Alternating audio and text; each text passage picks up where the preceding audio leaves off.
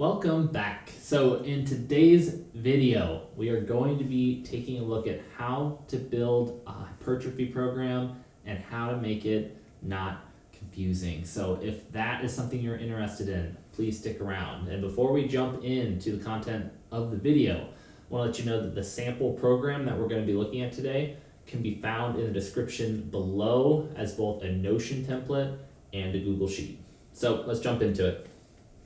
I think the best place to start is to start to cover some terms that are going to be important for you to get to know and to make hypertrophy training make a little bit more sense. So the first term I want to talk about is maintenance volume.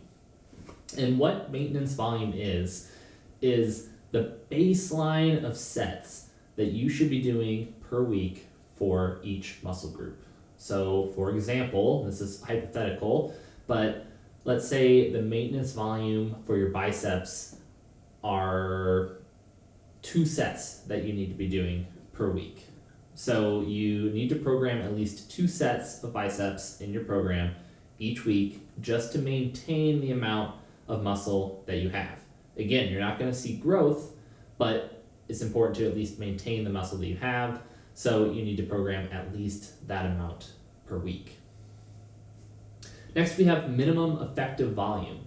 So now we've passed the threshold of maintenance volume, and we're now into the amount of sets where you're actually going to start to see growth on that muscle group. So we were just talking about biceps.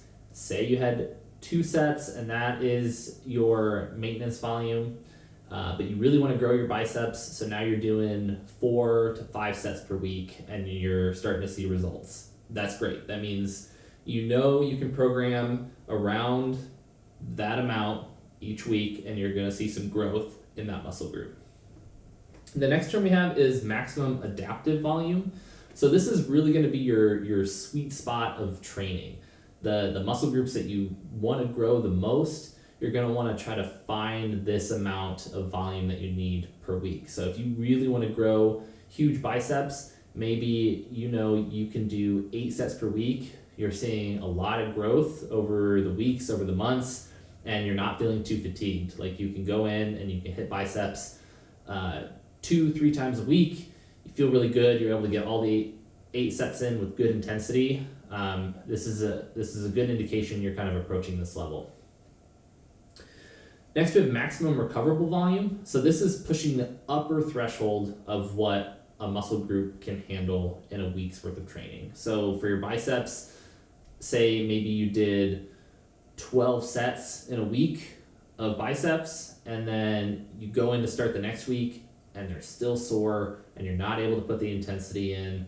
That's probably a good indication that you overreached a little bit, and you shouldn't be programming 12 sets per week. Your sweet spot's going to be less than that. Maybe it is 8 sets, maybe it is 10 sets, but 12 is going to be too much.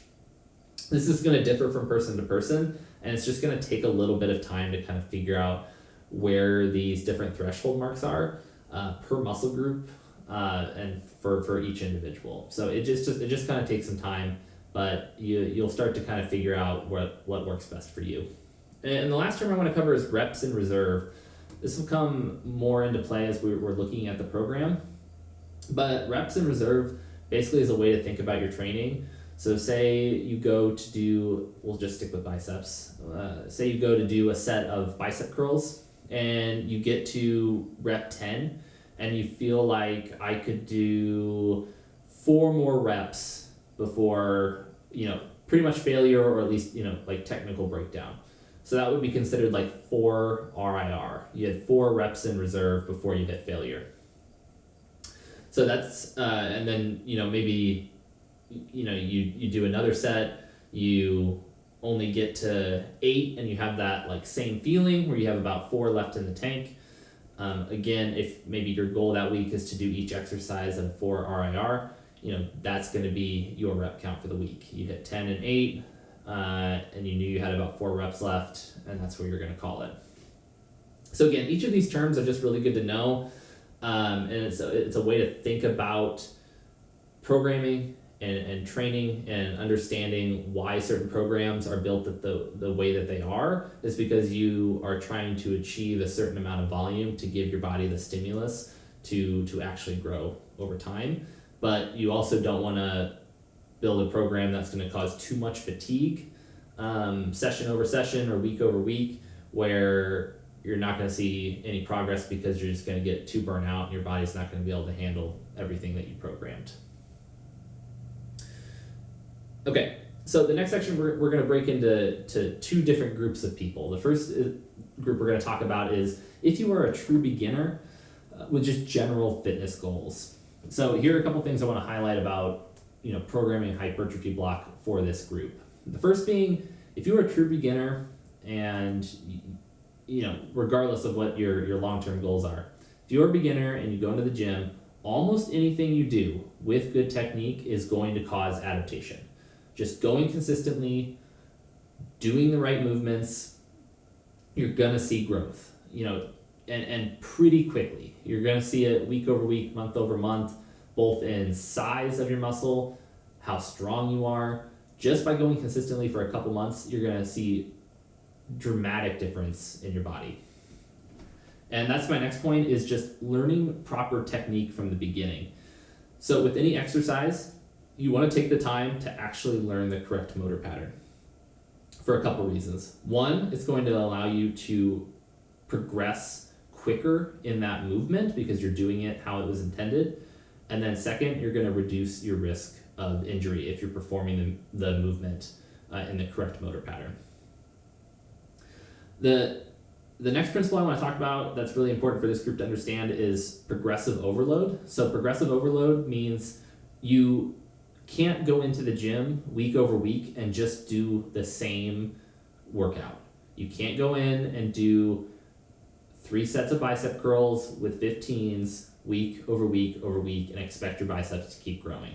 Your body will adapt to it. It will adapt to that amount of volume, that stimulus, and then it just will stop progressing. You have to keep challenging your body week over week. So progressive overload means, usually on a weekly basis, you are adding reps, you're adding a set to an exercise, or you're increasing the load. So if you're doing biceps with 10s, maybe you notice that 10s aren't really doing it for you anymore, and you got to do the 15s now. And now you're starting to feel that soreness, that pump come back. And the last thing I want to talk about with this group is exercise selection, just for general goals. If you just have general goals, you probably don't want to also be in the gym for hours and hours every day.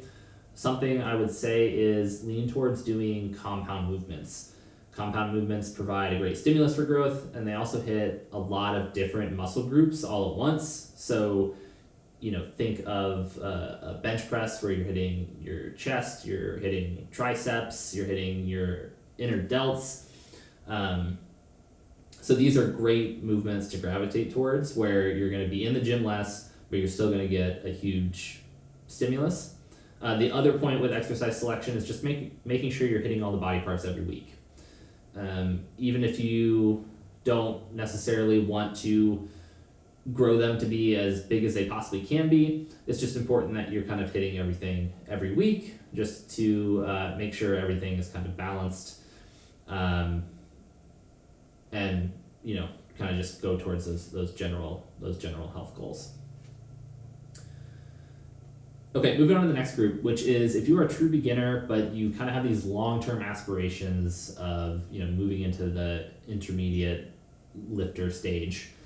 The first point I want to make here about programming is it's going to be a little bit more important to understand what are your muscle group goals. So in the beginning, again, everything is going to grow.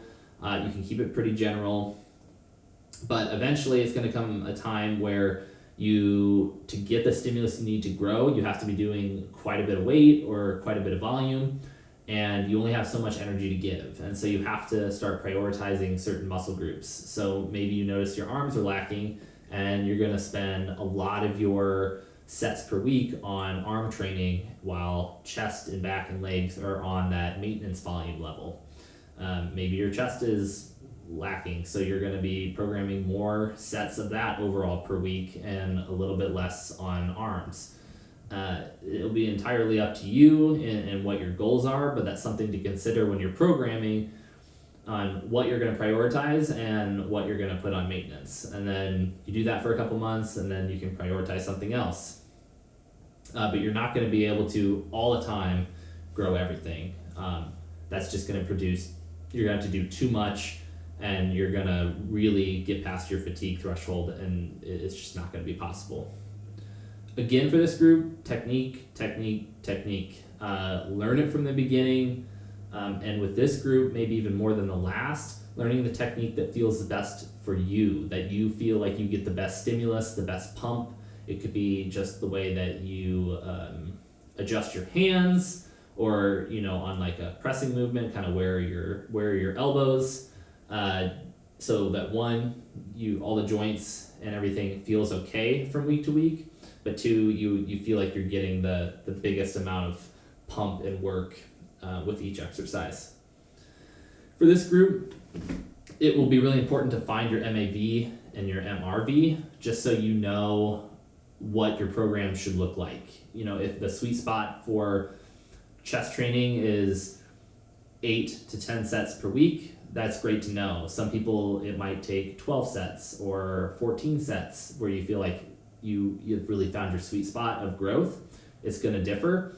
And then also knowing what is too much, trying to find close to that threshold of, I wasn't able to recover in time for the next workout. I did too many sets. I need to adjust. I need to back off a little bit so that I'm fresh for the next session. And lastly, thoughtful exercise selection. So with the last group, we talked about using a lot of compound movements because they're great for stimulus. They hit a lot of different body parts. As you advance, still stick with compound movements, but you need to be more thoughtful in how you're programming them. You can't go in and do, in one session, 8 to 10 really hard sets of bench press at a super heavy weight, trying to get as many reps as possible to failure. You're not gonna be able to then do any other chest training for the rest of that session, and maybe not for the next couple days, when you should be hitting some type of incline press or a fly movement to build different parts of your chest that the bench press aren't hitting as much. So that's just something to be thinking about as you progress, is like kind of mixing in those compound with isolation movements, again managing your overall fatigue from session to session, and prioritizing what are your goals.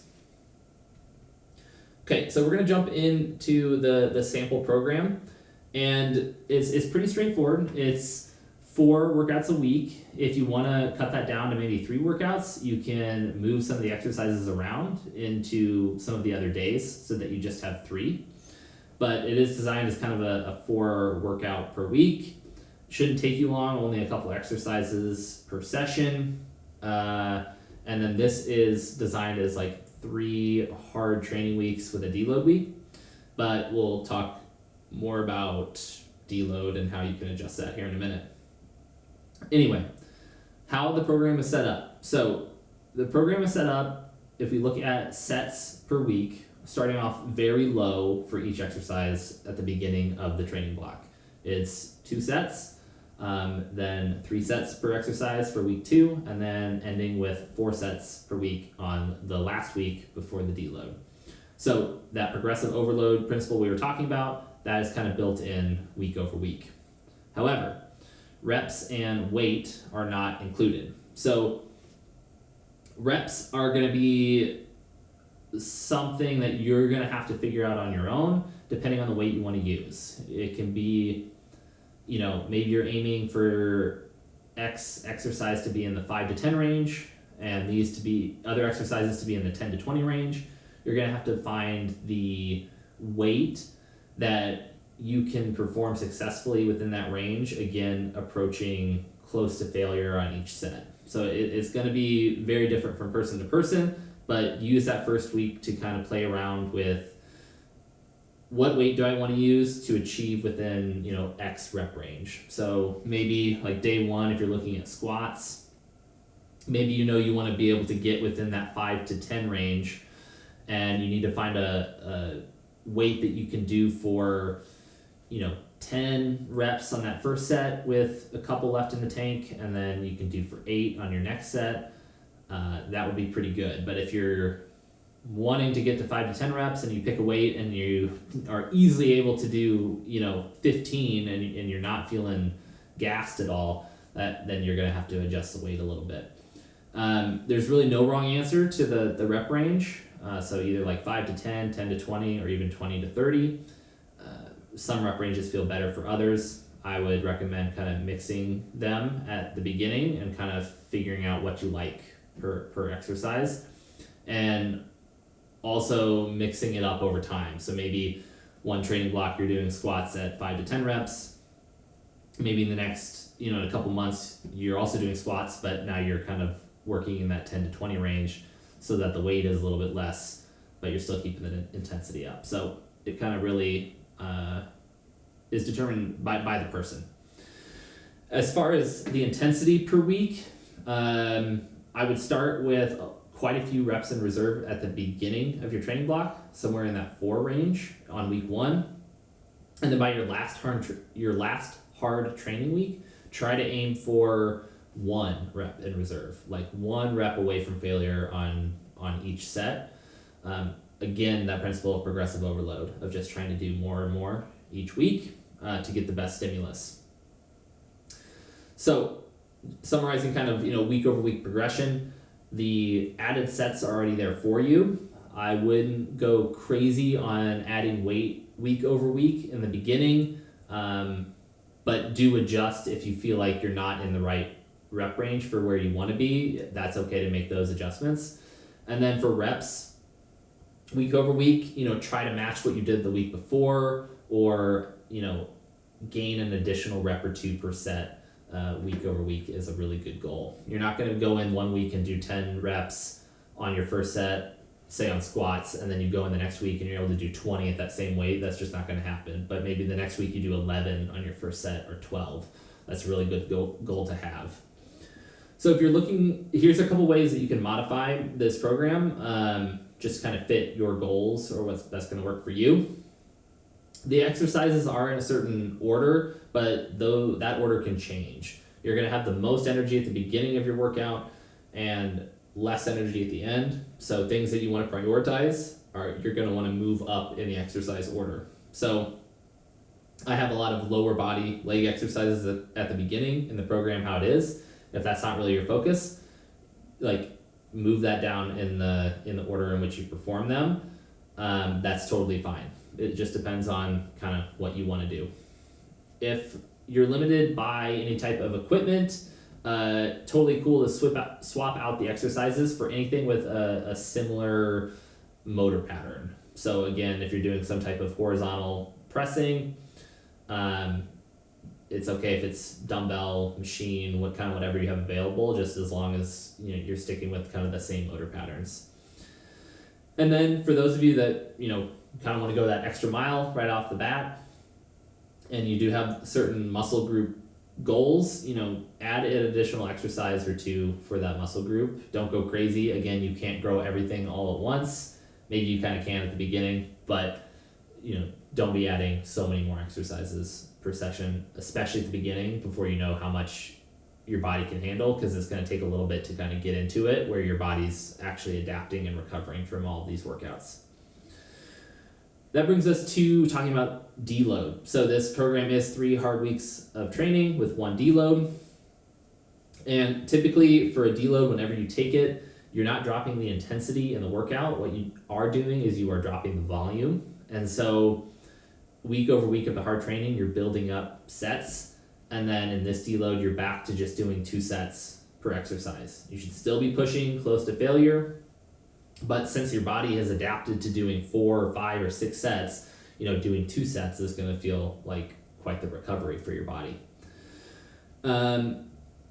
If by the end of week 3 on this program, For some of you, you might feel fatigued depending on how hard you push it and if you are really new to lifting.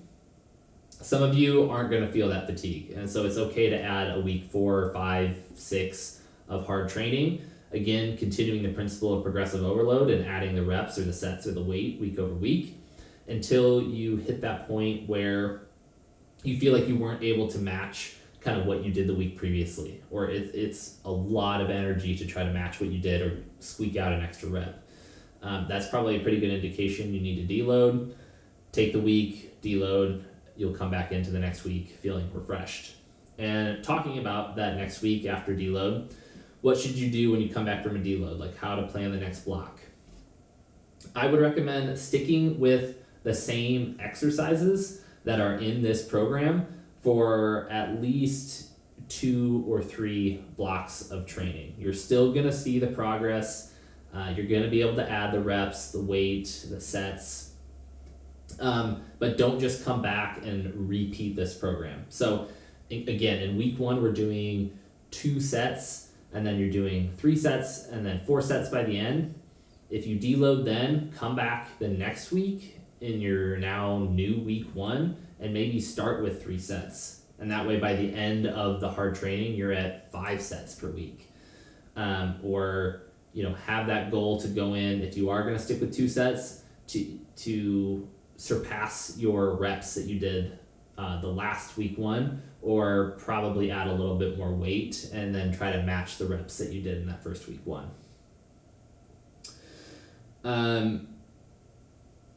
That is all I've got for you on this video. I hope you enjoyed it. I am not a professional in any of this, but I do love it and I love talking about it. And so if you have any other questions or any other topics that you want me to cover, let me know in the comments, and I would love to make a video on it. Again, the template that we've just been looking at is below in the description in both a Notion template and a Google Sheet. Let me know how it goes for you. I'm curious to hear. And have a great day. I'll see you in the next one.